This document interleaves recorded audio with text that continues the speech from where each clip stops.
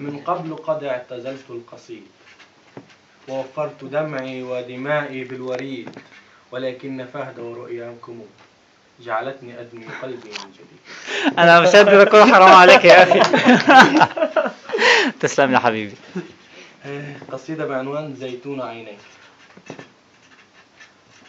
عذرا حبيبتي، فالذي يقف أمام حبنا عروبتي، والتي تسرق الأحلام من أطفالنا، وهي التي تقف الآن بينك وبين قصيدتي.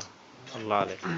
فكم أردت أن أغسل جسدي المنكوب والمنسوج من ضعف بطهر عينيك، وكم أردت أن ألقي برأسي المشحون بوجع الذاكرة بين كفيك، وكم أردت أن أكتب لك قصيدة غزل بلا انكسار، أو لا أعدك بلقاء بعد انتظار، أو أكذب كعادتي وأقول إني أعد نفسي ليوم العرس أو الانتصار. الله عليك.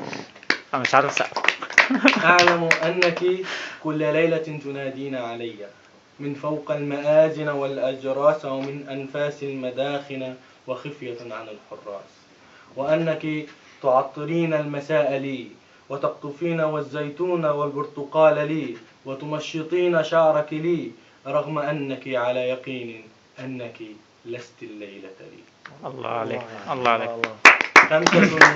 65 عاما وأنت تنتظرين، 65 عاما وأنت تنتظرين، وما نفذ منك الزيتون ولكن نفذ منا الحنين.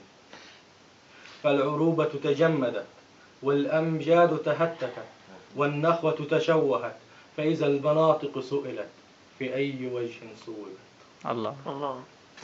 إننا نموج ببعضنا، نتلاطم، والذي تراق فقط هي دمائنا، والذي تنوح بالصدور أحزاننا. فهل أأتيك بسيف ملطخ بدماء عربية؟ هل أصلي بقدسك وملابسي مبللة بدموع شرقية؟ الله. أعلم أنك لا تنظرين إلى جنسية، ولكنهم يبحثون دائما عن أوراق الهوية وعن أختامهم الرسمية. فلتنظري إلى الخريطة، إنها فضيحة كبرى، فالحدود تمنع الخبز عن أفواه الجائعين، والأبواب موصدة في عيون اللاجئين، والأسلاك الشائكة ذئب يفترس أجساد أطفال هاربين. فعن أي أمة تسألين؟ فعن أي أمة تسألين؟ فرددي معي الفاتحة. آمين. مصطفى قباني. جميل جدا يا أبو الصيف. جميل جدا.